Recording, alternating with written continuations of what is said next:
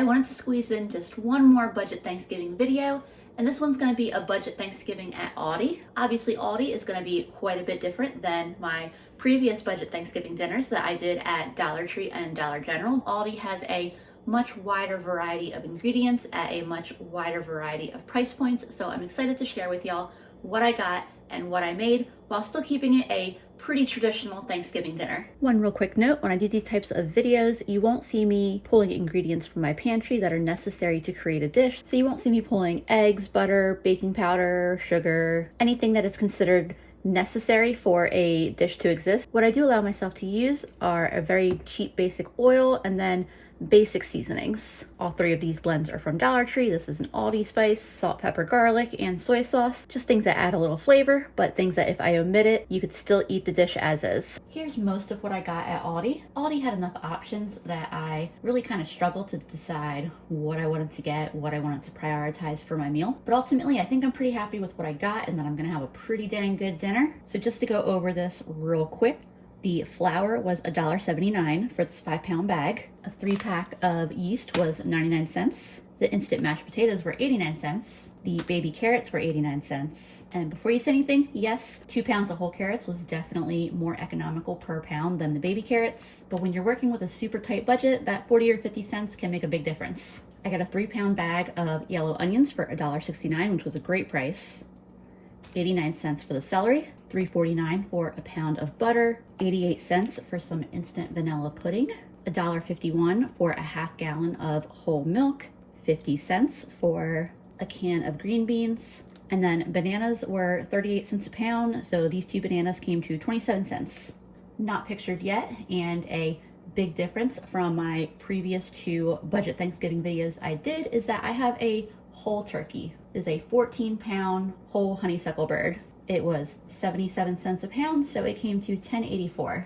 That brought my total up to $24.85, which is a little bit more expensive than my previous 2 videos by about $1, but I didn't have a super strict budget in mind. The most important thing was I wanted to keep it below $25, and I definitely succeeded in that.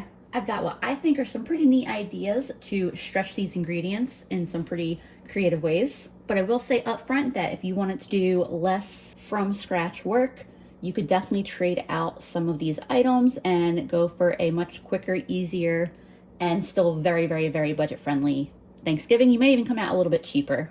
I didn't get mac and cheese, but Aldi does have several different versions of mac and cheese at very affordable prices, and their more deluxe boxes that they have for $1.99 are actually really, really good. I'll be making homemade stuffing, but they also have box stuffing at a very affordable price. And there were all kinds of other quick and easy sides you could do. I'm gonna put all this stuff away and get started on my turkey. I do my turkey a little bit different than most people do. I'll show you that in just a minute. I washed my sink just to make sure there was no like gross food particles from doing dishes. And I'm gonna get this bird out of the bag here.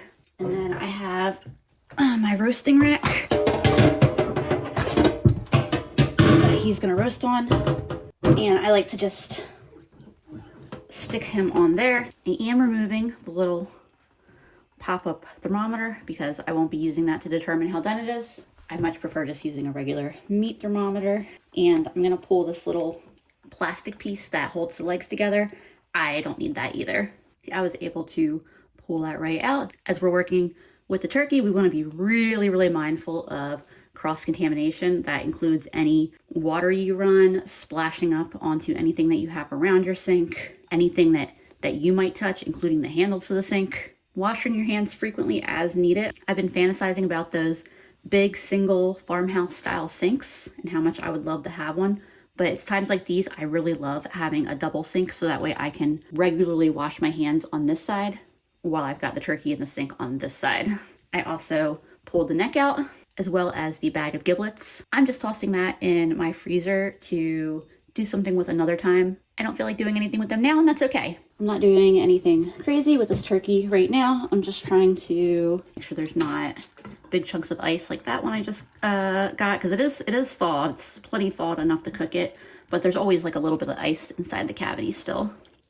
All right, I think this is probably ready for my next step. I'm gonna move my roasting rack back into my pan, and then I will be fully sanitizing my sink. So here's where I do my turkey a bit differently than most people, and I know not everyone is gonna be about this, and that's okay. So the first thing I do differently is I'm actually cooking this the night before I'm serving it. And if you're all worried that that sounds like it would result in a dry, unappetizing turkey, I've never had a dry turkey while I've been doing it this way. And then the other thing I do differently is that I'm going to take the thighs and wings off the turkey. I used to be really attached to the idea, you know, of like the Norman Rockwell painting where they're carrying the platter with the full turkey to the Thanksgiving table and the presentation. But I realized that for me, it's not really worth it for those couple minutes of having the turkey look pretty on the table. By separating the dark meat from the breasts, the whole thing cooks a little bit faster, and I can remove the breast the moment it reaches 160. I don't have to keep cooking it while I wait for the thighs to get done. So to detach the legs from the body, I'm just cutting it where the skin keeps it attached, and then I can kind of start to pull it out away here, and I just pull it back until the leg pops out of the socket, and then all I gotta do is cut it away from the main body. The first time I did this, it felt a little intimidating, but I've done it probably like 3 times since. And so I feel like I'm starting to get the hang of it. So I'll do the same thing on the other side. And you definitely want to make sure you have a nice sharp knife for this. And there is the second thigh. So for the wing, you're just bending it back until it kind of pulls free. And then you're just getting in between the bone there to fully sever it. It's just some tendons that you got to get. And there's the wing. I'll do the same thing for the other side. Usually the other side, it goes a little bit quicker than the first side because I always have to remember how to do it the first time. And there's the other wing. So this is definitely a little bit more work up front. I'm sure there are videos that show how to do this way more comprehensively than me. I've only done it this way a few times, but I feel pretty comfortable at this point doing it like this. And I've definitely got much, much faster. It really just takes me a few minutes to do. So you can see I kind of like reassemble it in the pan. By the way, if you're cooking a turkey and you don't have one of these roasting pans, they are such a good investment. I used to be so committed to just using the big $1 disposable foil pans every year, but my mom got me this, and I want to say she said she spent like 20 bucks on it, and it's such a game changer and so much nicer not having to worry about the pan collapsing or being really hard to take out of the oven or anything like that. This thing is great. So I'm ridiculously bare bones basic with prepping my turkey for the oven, and I know a lot of people are very particular about how they like to do their turkeys. They like to butter it or oil it and baste it or inject it, put aromatics in it. But I cook my turkeys just like I cook my whole chickens. So I'm just seasoning the whole thing. I got salt, pepper, some Badia Complete seasoning. And honestly, that's good enough for me. I'm gonna throw it in the oven just like this. By the way, I've also got the neck tucked in on this side. It's gonna give us some really good juices and turkey flavor for when we make our gravy and other things. So I have my oven set at 325. I have one of these digital thermometers. I just have it set to beef because I need one of the meats that will alert at 160. I don't love this one because the piece that you insert is so big. It's hard to get it in a good spot. And if I'm not careful, like it sticks up too much in my oven. We'll try that. Really, I just need this to give me an idea of when the turkey's nearing temperature. I have a different digital thermometer that I'll stab in it to ultimately decide if it's done enough to come out. So I'm gonna put this in the oven, and first thing I'm gonna do while that's in there is sanitize my counter, my cutting board, do all that stuff.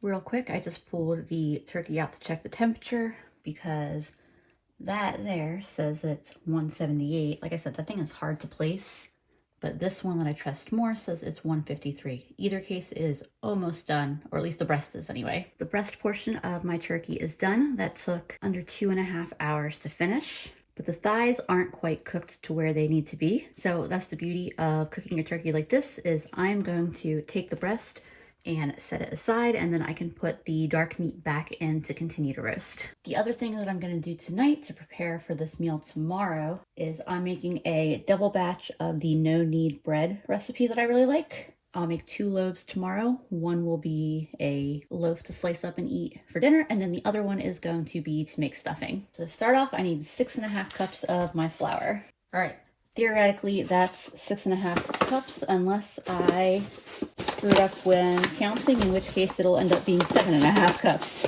I hope this bowl is big enough. And then for the yeast, I don't even need a whole packet. About a teaspoon will do just fine. There's still more yeast in here. There's usually about 2¼ teaspoons. So I could get 2 more loaves of bread out of this one pack. I also need a bit of salt. I don't usually measure my salt very accurately. I'm just going for like a couple teaspoons. I go for 1 to 2 teaspoons per loaf. Mix that in before I add my water. We'll see how much volume this takes up in this bowl once it's all mixed together. And I'm spilling my flour on the counter. And then the last step is to add 3 cups of pretty warm water to this. I'm not shooting for water that's too hot to put my hands under or anything like that. It should just be like very warm. 1, 2, and 3. At least I know I definitely kept count of that correctly. I'll stir this all together. This should be good. It's supposed to be a wetter dough, not one that you could comfortably knead, but it's also not completely goopy. So I think this is an all right flour to water ratio. It's a pretty forgiving recipe. So I'm gonna cover this and let it rise all night for at least 12 hours. I just pulled the thighs and wings out of the oven. Now I just need to let everything cool down so I can pack it up and put it in the fridge for the night. So normally I would just put the entire roasting dish in my refrigerator, but my fridge is so full right now that I'm gonna try to do this bowl in tinfoil, although I'm already thinking that that's not gonna work. Yeah, I'm gonna have to figure out something else. 1 second. Before I figure my turkey storage situation out, this is the easy part. I'm saving all of the liquid.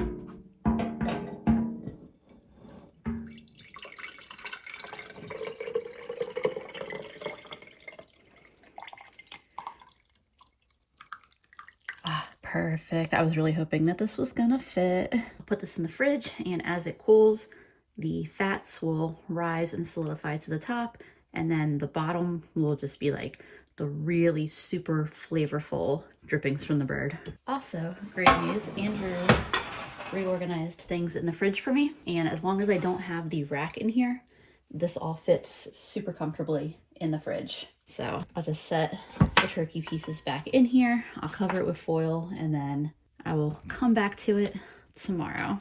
While this is a good bit of prep work, it does make actually preparing dinner on Thanksgiving a lot easier, at least for me. You know, people are gonna have different ways that they like to do things, and pretty much the way you prefer to do something is almost always gonna be what you personally feel is easier. All right, I'll be back with y'all tomorrow. Hello, it is the next day. I don't plan on touching this bread for like another hour, but oh my, I've never actually done a double batch. I figured this would be a great time to try it. Yeah, I might just put it in 2 bowls next time. So one of the reasons why I really like making my turkey the day before is I'm gonna make a batch of turkey broth, and I'm gonna be able to use that for everything I'm gonna need broth for today. So the gravy, the stuffing. Usually I would use veggie scraps from my freezer that I collect over time to make broth. I am completely out. So to start, I'm going to prep the veggies I was gonna use for the stuffing later anyway, and then I can just chop up an extra stalk of celery or an onion to go in if I want to.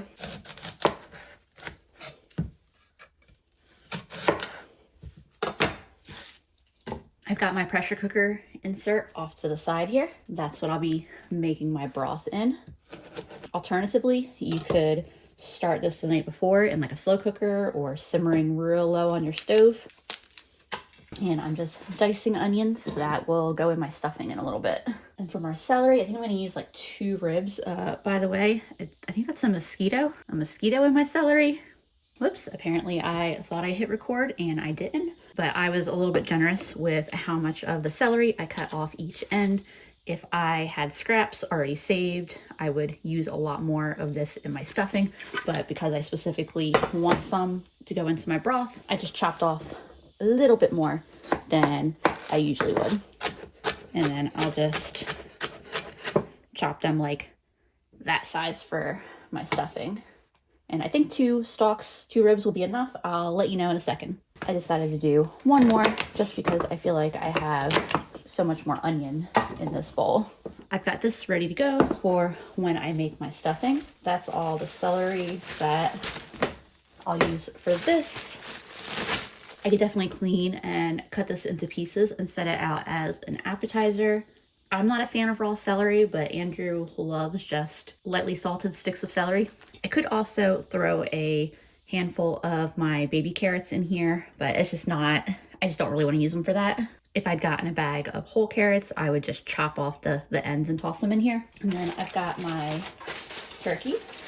So I'm going to take these wingtips off and toss them in. The neck, there's the other wingtip. For the breast, I'm going to take it off the carcass so I can put the whole carcass in here. And you just kind of want to find where that breastbone is and just cut the breast off from that as close to the bone as you can get. There's that breast. I'll get these extra little pieces of meat off too, but there's really not too much. I find it a lot easier to carve the turkey when it's cold, and then right before I reheat the turkey, I'll slice this up and it makes for a really nice presentation. So I'm going to flip this to the other side, get the other breast off, get all those little bits of good meat that I want to eat off, and then this will be ready to go in the pot as well. So there is what is left for that, and obviously this is not gonna quite fit in like that, so I just break it apart.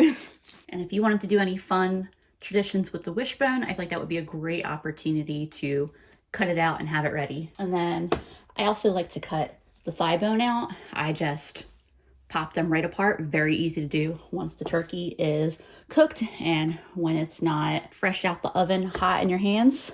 Cutting the bone out the thigh is very, very similar to the way you might do it on a chicken thigh. So if you're used to doing that, you'll be very familiar with this. Now I'll just add water. If anyone is worried that I left a ton of meat or anything, this is legitimately just skin and fat from the back.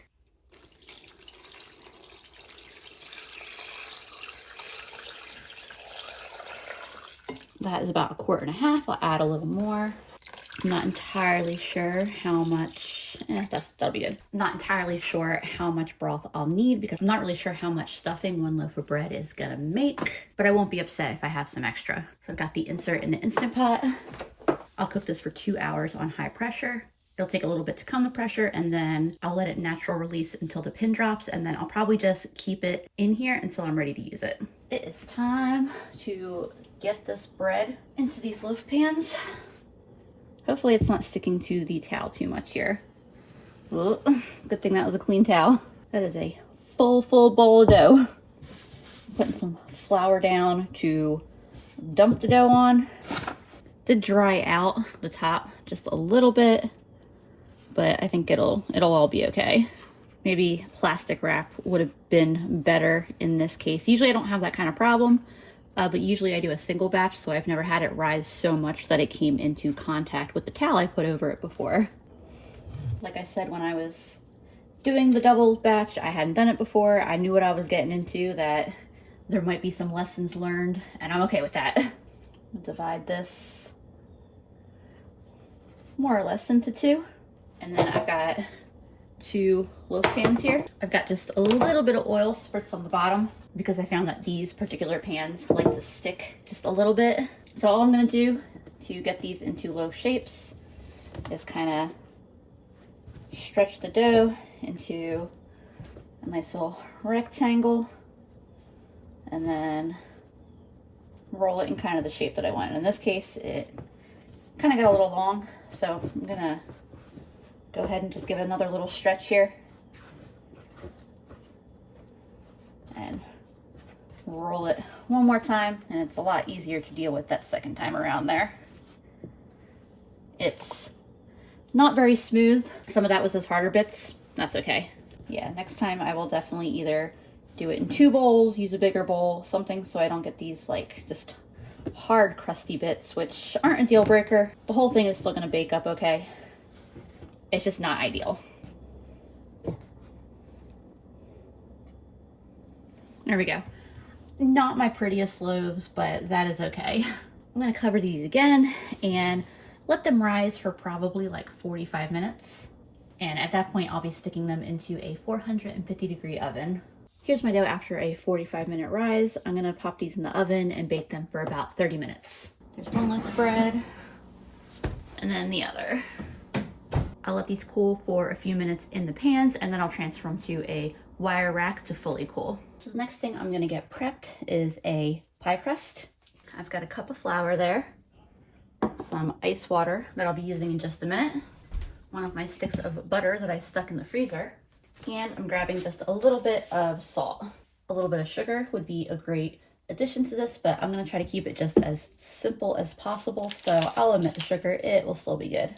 I am not a pro at making pie crusts by any means. It's not my favorite thing to do, but every pie crust I've made has turned out good, so if it's intimidating to you, try it anyway. I'm gonna grate this whole stick of butter into my flour. I switched to a box grater because I felt like it was taking a little too long. My hands were warming the butter up, and honestly, the other grater, well, I love using the hand grater. It was probably grating my butter into smaller pieces than I actually needed. Toss my flour into the butter and kind of start pressing the butter into the flour. And then I'm going to start adding my ice water, about a tablespoon at a time.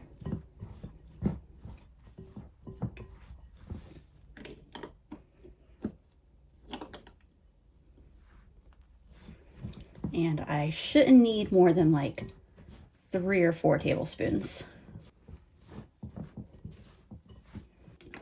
Just a little tiny bit more water.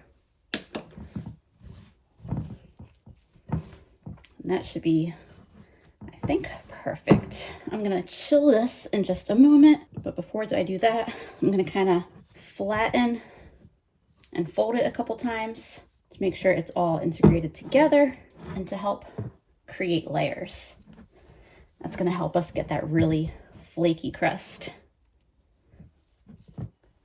But my hands are warming up this really quickly, so I'm about to wrap this and get it in the fridge to chill. My dough is all wrapped up. Now I'll put it in the fridge to chill. The next thing I'm going to be doing, or trying to do, is make some crispy onions for the green bean casserole. I probably could have prepped these onions earlier and had more onion scraps to go into my stock, but that is okay. I'm sure that stock, broth, whatever you'd like to call it, is going to be great in either case. For this, I'm going to cut my onion into thin little strips, basically like that. Can't decide if one onion is enough because I assume they're gonna shrink a good bit. I think I'll do at least a half of another one. Yeah, I think I'll stick with an onion and a half for now. And then this is all the drippings from that pan that I cooked the turkey in last night. Let me get that fat out of the jar. And then look at how just like thick and gelatinous those drippings are. That's gonna be the good stuff for the gravy.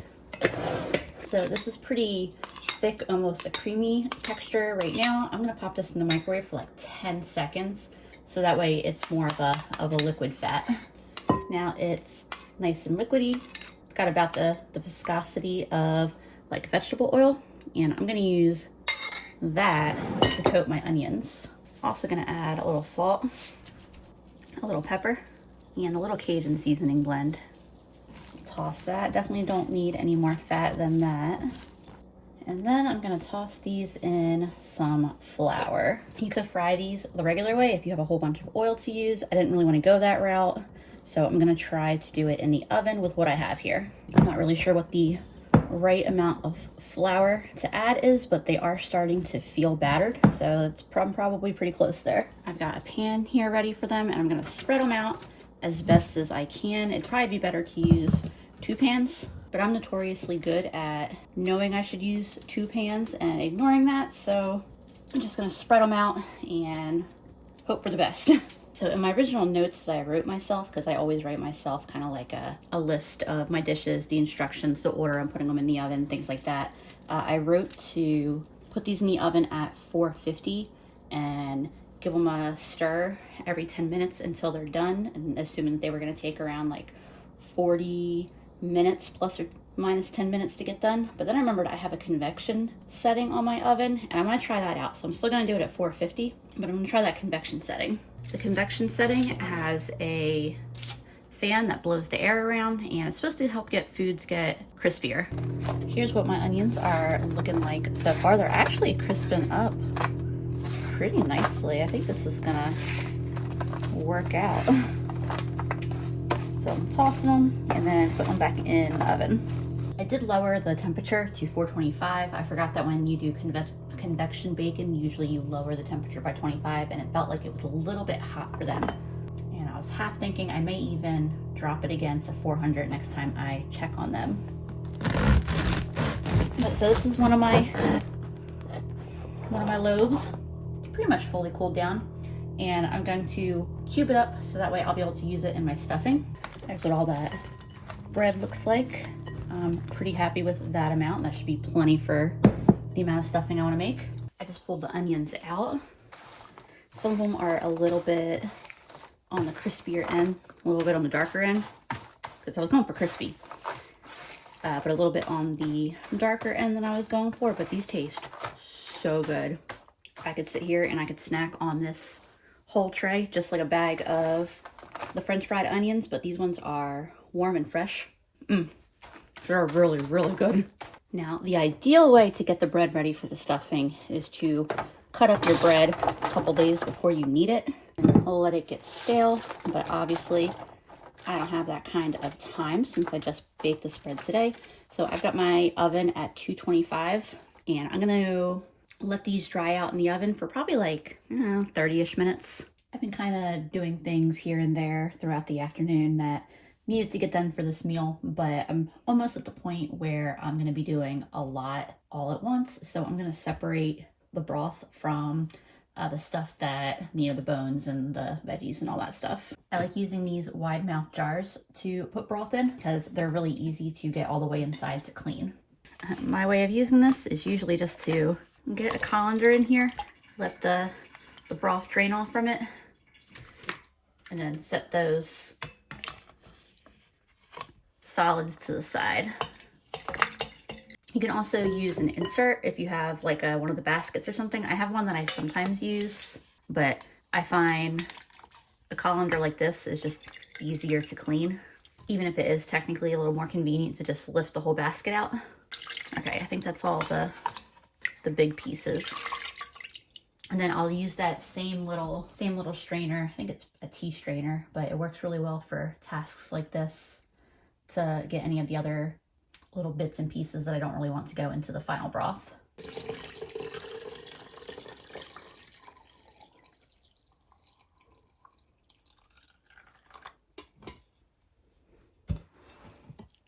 Most of it fit.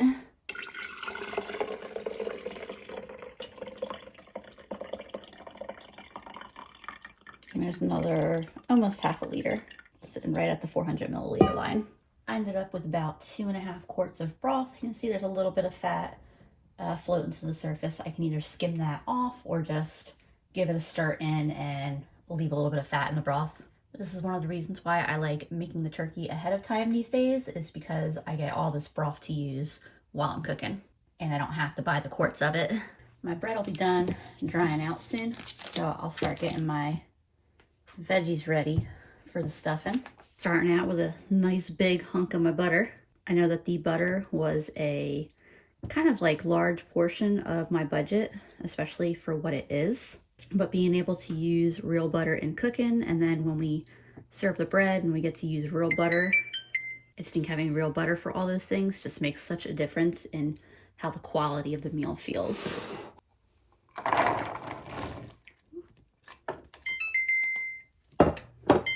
Feels like a lot of onion and celery. We'll see once it cooks for a few minutes and they kind of soften, if it still feels like that much. If it does, I'll just pull a little bit out for my green bean casserole instead. I just pulled my breadcrumbs out of the oven. They're nice and dried out. My veggies here can use just a couple more minutes. I'm gonna cook the stuffing in this dish. So I'll go ahead and transfer the breadcrumbs into it now. That way I can just mix it all in that dish. I definitely just broke my phone holder, but it's gonna be okay. We're gonna make do. There just might be some interesting angles, so if there are, I apologize. I'm gonna add some salt, some pepper, some Italian seasoning, and a little garlic powder. These are almost ready to go in with the stuffing, or with the breadcrumbs rather. All right, I'm adding my well-seasoned onions and celery, and I also got all that butter that they were sauteing in. I'll get those veggies and distribute it in the stuffing here, and probably gonna want at least a couple cups of broth. I'd rather have a wet stuffing that takes a little bit longer to cook than a stuffing that ends up dry. Let's put the whole rest of that in. Those breadcrumbs can definitely handle a good bit of moisture. I also just grabbed a few real thin little slices of butter. I'll top that with as well. And I'm putting this into a 400-degree oven after covering it. And I'm gonna cook this covered for around 20 to 30 minutes, at which point I'll cook it uncovered for another like 15 to 20. Next, I wanna get the turkey ready to go in the oven to warm up. So I'm slicing the breast in the pieces that I want it in, and then I'm going to move it to a sheet pan with some kind of high sides, and then do that to the other breasts as well. I'm slicing up my thigh meat as well, and then my wings and legs, the drumsticks, I usually just stick on the pan as is. So this is what that looks like all laid out on the pan. And when I'm cooking for a whole bunch of people, this is exactly what it's gonna look like. Though it occurs to me that because there's only 3 of us eating this, I do not need to heat up all the meat that comes on a 14-pound turkey right now. So I'm not gonna heat all of this up. I'm gonna put some of it back in the fridge. All right, this makes a heck of a lot more sense for just the 3 of us. Honestly, it's still a little bit overkill, but that's okay. So I'm gonna show you exactly how I would prepare it, even if it was the whole pan. I add a bit of broth to the pan. It doesn't have to be absolutely swimming in it, but we're gonna create a nice moist environment to cook our turkey. And then taking some thin slices of butter and putting it over the breast meat. And then finally, I'm gonna cover it. And I like to reheat it in the oven at 300 degrees. Usually it takes around 30 to 45 minutes, really just until it's warmed back up. Now I'm gonna get started on the green bean casserole. I've got the other half of that onion from earlier, as well as 1 rib of celery. I'm gonna dice these up pretty fine. And I've got some butter heating up in a pan, and I'm just gonna saute these veggies in that butter for a little bit. I'm aiming for about that size for the celery. My veggies are getting nice and sauteed here. I'm gonna set those to the side. So this will probably all kind of get mixed together, and that's fine. But I'm putting about a tablespoon and a half of butter in here. And then about the same amount of flour. Stir that in, and I'll keep stirring that flour and butter for a couple minutes, making sure it doesn't burn. Let it get all nice and toasty. I love making roux. I'm sure I did a couple of pretty mediocre, maybe even bad ones when I was first figuring out how to do them, but now, I mean, I will take any excuse to make a roux. I don't know what it is about them that are so fun. All right, so I'm gonna add in about a cup of broth. The only thing about this giant jug of it is that it's a little hard to pour when it's full. But I'll mix all of that together. You can see it's already starting to thicken up. I'll get some salt in here. My broth was unseasoned. Some pepper and some garlic. I'm gonna add a little bit of that Cajun seasoning blend I have as well. I'm curious to see how this green bean casserole comes out for me, only because I like a little bit of cheese in mine, and obviously I didn't get cheese. I'm also gonna add maybe more like half a cup of milk. Usually I would do 3/4, and I may add another splash, but I don't have any cheese to kind of thicken it up, so let's try that. Turn the heat down on that because this doesn't need to be boiling like it was. Just took a taste. I'm gonna get a little splash of soy sauce in there. Worcestershire also would work great. And then I'll give that another taste as soon as I get that all stirred in. That little splash of soy sauce was just what it needed. I'm gonna get my green beans open. This is the dish I'm gonna be cooking it in. I think that should fit fine. I've got my fried onions here, my oven baked onions, however you wanna look at it. I took out a lot of the really dark pieces, the pieces that really got overcooked, because they were a little bit too bitter. But I still got all this. I definitely would cook them in the oven like that again. I just would do it at a lower temperature than what I did. And I think I would cut my onions actually a little less than. I think I would make them a little chunkier. And I think that would help them stand up to the cooking. But so I'm gonna add half of these.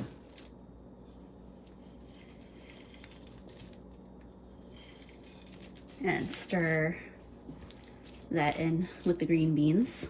Turning the heat off of this burner.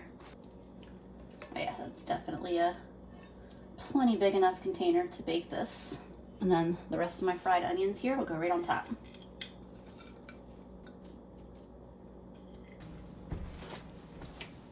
Somehow I didn't hit record for another clip. That's the second time that's happened today. But I uncovered the stuffing and put it back in the oven. It's absorbed all the broth that was in there. It smells great, it looks great.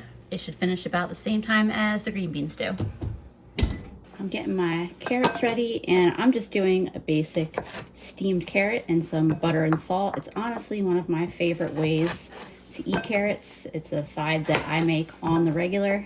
It's kind of nice to have a veggie side that's not too heavy with everything else going on Thanksgiving. And I'm just cutting these in half because I decided I just wanted them to be a little bit less chunky. Like I wanted to eat pieces that were a little thinner.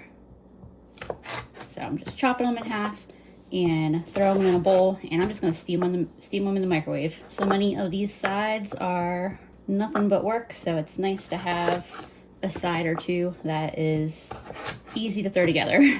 All I'm doing to cook these is putting a little bit of water in this bowl, covering it with a plate, and then I'm gonna put this in the microwave for like 7 or 8 minutes to cook.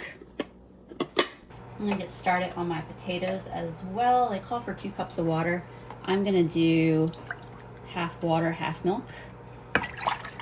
They are a complete pack of mashed potatoes, meaning they have powdered milk in them, but I feel like a little extra won't hurt to make them feel richer. Also gonna throw a bit of butter in there, as well as some garlic, which I'm completely blocking the camera there, but as well as some garlic, as well as just like a seasoning blend. A Tuscan seasoning blend is what it says. I'll bring this to a boil, add potatoes, pretty much other than what I'm doing here. I'm just following the directions on the package. I always get comments anytime I choose to make a package of instant potatoes about how fresh potatoes are so much cheaper and tastier, and ew, I could never do instant. That's fine. It's just one of those areas where you have to prioritize what you want. Aldi doesn't sell them by the pound. If they sold them by the pound, I probably would have just gotten like 1.5 pounds of potatoes to make fresh mashed potatoes. This is where I decided to go simpler and save money so I could have things like butter, for example. And instant potatoes are real potatoes. They are dried potato flakes, so they are still real potatoes. I'm also gonna get my gravy going, and I'm bringing out the good drippings for that. Although I really probably should put a little bit of these drippings the more intense ones, at least a couple spoonfuls in both of my other dishes that are in the oven. But to start on the gravy, I'm just making another roux. So get some flour and butter in this pan. So this is only going to need to be on the heat for like a minute longer.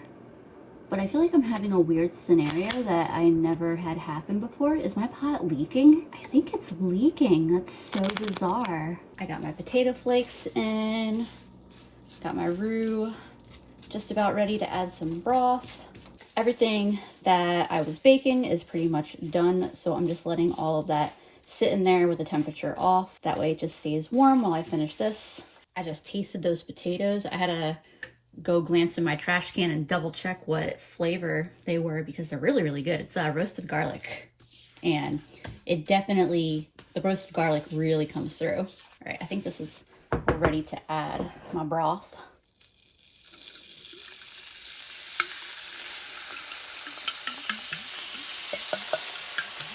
Whoops. Well, I wasn't trying to make that much gravy, but we might be making that much gravy now. When you're making your gravy, if it's a little bit too loose, if you add a little bit too much broth, you can just add a cornstarch slurry to it and that'll thicken it back up, which I may need to do. I should have used a spoon to get that out. We'll see what it looks like when it comes up to a boil. So it is just a little bit thinner than where I want it. So I'm going to show you how to thicken it up with cornstarch. However, if you do not have cornstarch, that's also no big deal. Using the ingredients we have, I would just grab another pan, make another roux, and then add this mixture to that, and that would thicken it right up.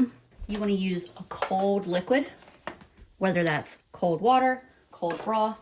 I'm going to use just a little bit of cold milk. Doesn't need to be a lot. And then I'm going to add about a tablespoon or so of cornstarch. This is a half tablespoon measuring spoon, so if you're like, that's a big tablespoon, it was not quite a tablespoon.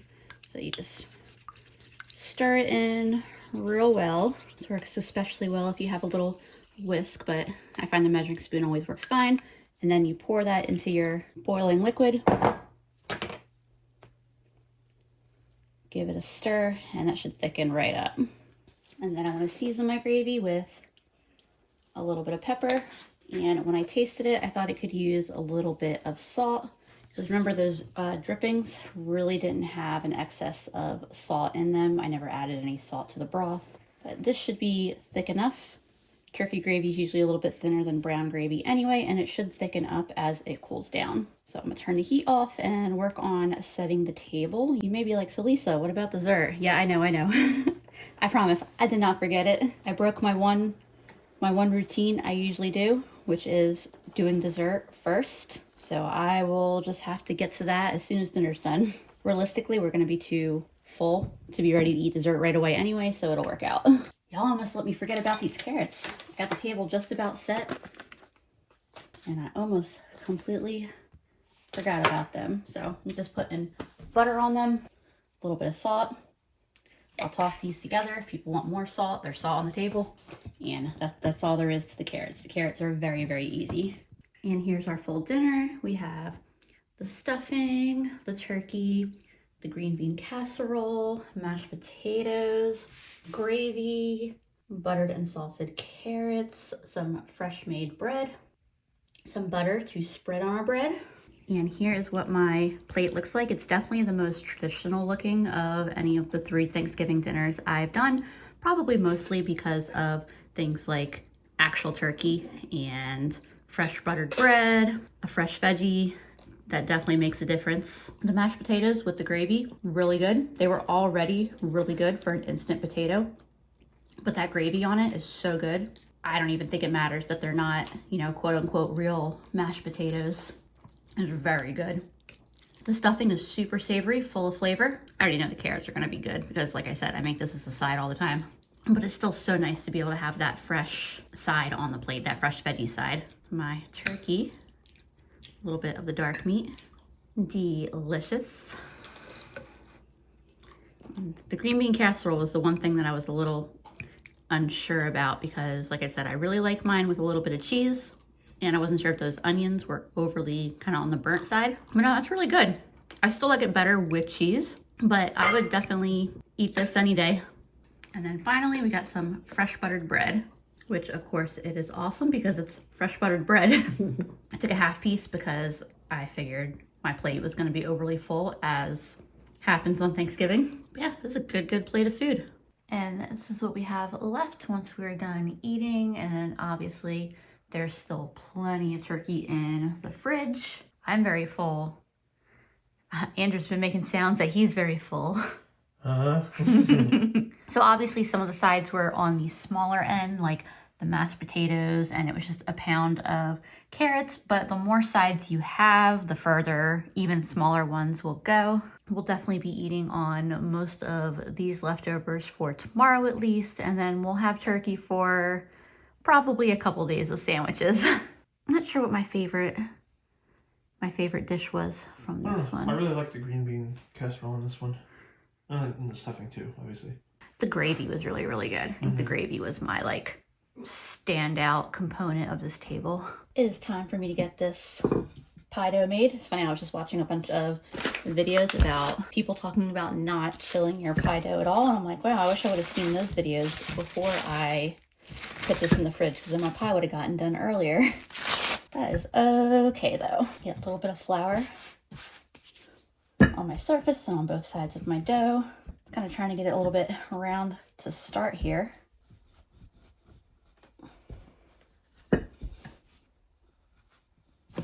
I'm just trying to roll this out into as nice and even of a circle as I can. On my sides split, I'm just kind of pushing them back together and give them a little bit of a roll to squeeze back together. Shouldn't need too much bigger. I think my pie tin is like 9 inches. It's only a recipe for one crust, but it feels a little on the thick side. All right, I'm gonna assume that's rolled out enough.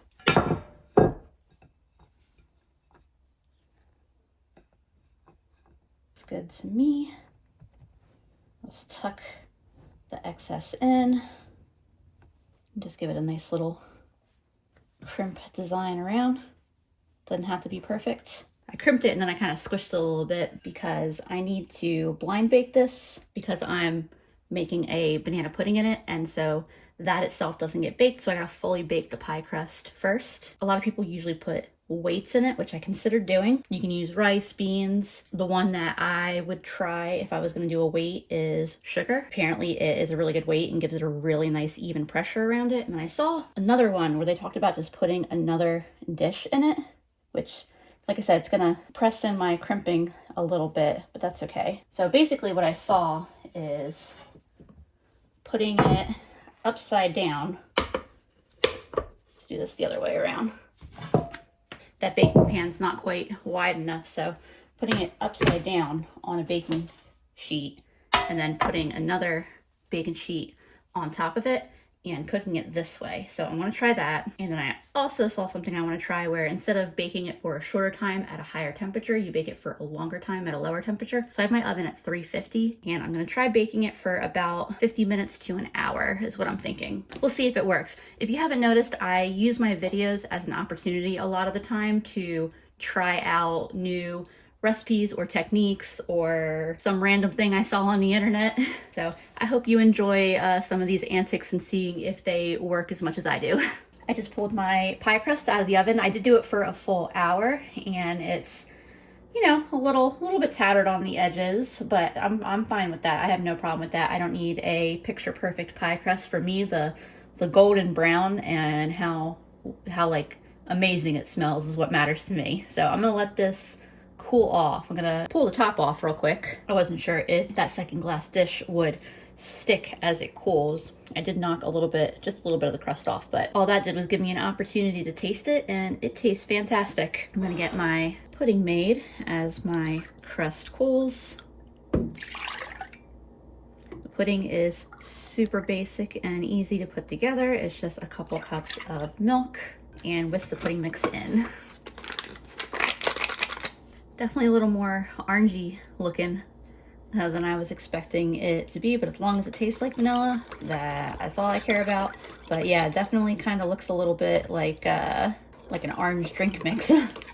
I switched to a fork because it kind of breaks up the little clumps better, but I think this is pretty well mixed. It could technically be served and eaten right now. It's pretty thick, but I gotta wait for my pie crust to cool down anyway.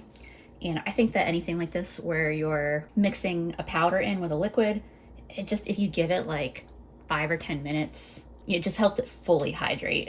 And I think it gets a better texture. You can definitely tell it's an artificial vanilla. I mean, it tastes good. It tastes like, it's a very like nostalgic taste that reminds me of the little single, like the Hunt's snack pack pudding. It's definitely something that I think will be nice to combine with the freshness of those bananas. My pie crust has had time to fully cool down, and I pulled my pudding out of the fridge and kind of whisked it up again, and it is much smoother than when I put it in. So even if it says ready to eat after 5 minutes, I personally would let it chill for like 10 or 15. So for this the pie itself, I'm going super duper simple. By the way, this pie crust, I can just lift it right out. It seems like it's going to be absolutely delicious. Like, it feels light and flaky, and I'm excited about it.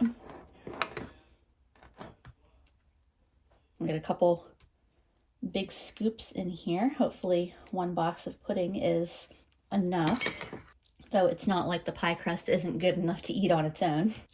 Get one of my bananas here open, and I'm just going to cut, not that piece, that's a snacking piece, but cut some slices and press them into my pudding. Got 1.5 of my bananas there in slices.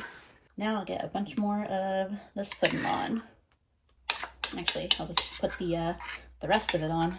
Doesn't come quite as high up in the pie as I was hoping, but it's not too bad either. By the way, that pudding also tastes better after it's had time to chill. And then I'll just stick a few banana slices right on top. That is a simple dessert that I'm excited for. One thing I probably really need to get myself one of these days is an actual pie cutter. We'll do the butter knife spoon combo.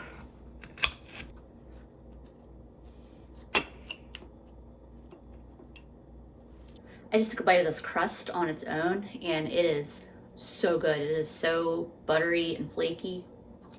I don't know if you can tell, but it layered beautifully. Like, it's just got these like buttery light layers. As a dessert, this is just really good. It's kind of just like a really simplified banana pudding, but in a really good way. And while it's still a really sweet dessert, the lightness of it is so nice after a heavy meal like Thanksgiving dinner. So that's it for this budget Aldi Thanksgiving dinner. I hope y'all enjoyed hanging out with me while I cooked it. If you're celebrating Thanksgiving this week, I hope you have an absolutely wonderful Thanksgiving with family, friends, any loved ones, or just a good day of self-care. I know not everyone has someone to spend it with. I know not everyone has off of work, but I hope that you are able to do just one extra special thing for yourself that day. As always, thank you so much for watching, and I will see you again soon.